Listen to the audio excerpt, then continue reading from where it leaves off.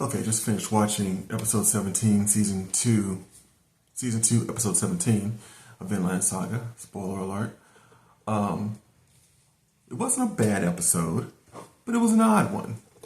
I don't understand why Garter got such a beautiful, long, flowery, deep send-off. If I had never seen this show before, and this was the first episode I ever saw, I would assume Garter was like one of the most important characters, like on the level of like Askeladd and Thorfinn and even Thor's.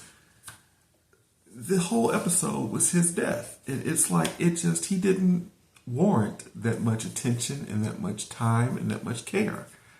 And I didn't have enough emotional attachment to him to watch it and give a crap about half the stuff that they were showing. So the episode starts, Snake's trying to get to Garter, who's in the wagon. Thorfinn is defending him, and, Snake can't touch Thorfinn, because Thorfinn's Thorfinn. He's trying to stab him, and Thorfinn's moving around. He hits Snake a couple of times, but he's, pretty much keeping him off of him. Anyway, Snake ends up cutting Thorfinn's face, and then he ends up at the wagon. He ends up next to the wagon, and Thorfinn's like, oh, he beat me, he got to the wagon. So then they beg Snake not to kill him. Thorfinn asks him not to kill him. Arnhide comes and asks him, begs for his life. And even the old master, who's on the ground crawling, seems like offers to pay whatever if Snake spares his life. Snake goes on this tirade. He says, it's not about money, it's about my men. My men died. Why are my 5 men's lives worth less than Garter, basically? Nobody could come and answer. So Snake turns around and stabs Garter. Right in the center of his torso. So you're like, yeah, okay. He stabbed him and it's over.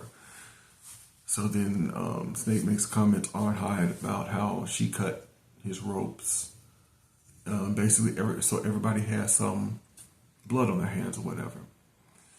While they're talking, Garter pops up. The whole time I'm watching this, all I'm saying over and over again is, how is he not dead? I saw Snake driving sword right in the center of him. He grabs up Snake, he starts choking him out.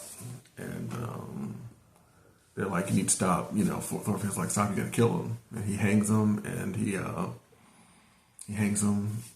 He's just hanging him, he's dangling. And Snake's being choked. And Thorfinn's trying to get Snake to stop. Not Snake, he's trying to get the Garter to stop choking Snake. Garter's too strong. Thorfinn can't stop him. And finally, Arnhide comes. It's like, come on, Garter, let's go. There's nobody blocking us anymore. Let's go. Let's go see our son, Yelty. Let's head out. So, Garter, who looked like he was kind of possessed, comes to, drops Snake, asks the old master for his wagon, thanks him for it. And he and Arnhide are about to take off. As they're about to take off, Thorfinn's like, this is insane. Garter's not going to last much longer. And I was so glad he said it, because I'm like, how is he still alive? But apparently, he wasn't. He's pretty close to death. So they take off. And then there's this, the rest of the episode is just Garter's life. Garter is seeing his life. He's seeing his son be born. And he gets peed on by his son. And he sees all these scenes from his life. And he's fading in and out of consciousness is what it kind of alludes to.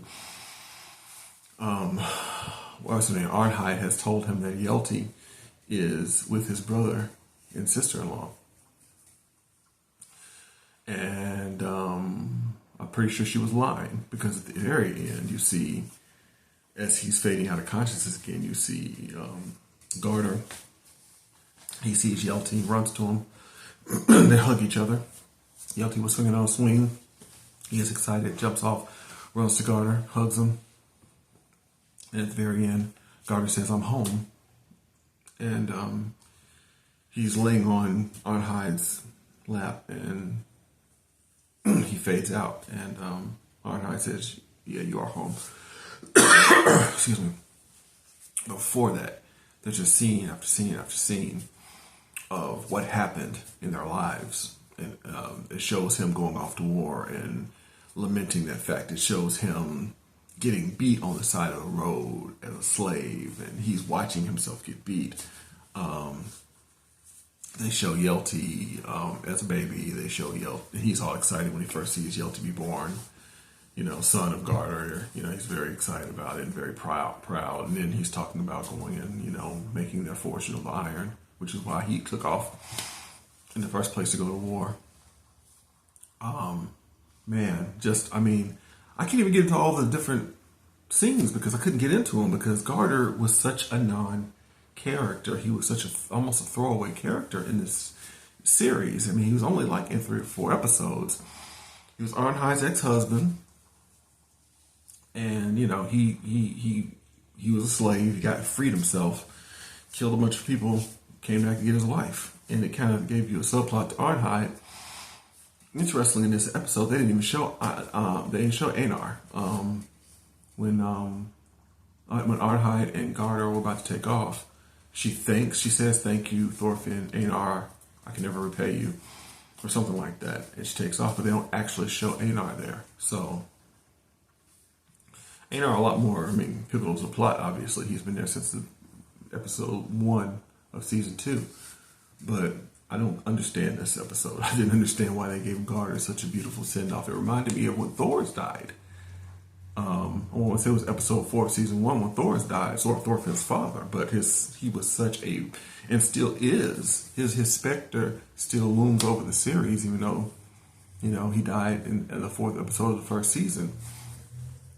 Thor's is a pivotal character. Garter is not. And unless I'm missing something, unless something's about to happen in the last 1/3 of this season, to change my mind or to get me to understand something, I don't understand at all why they took this entire episode to give Garter this beautiful send-off.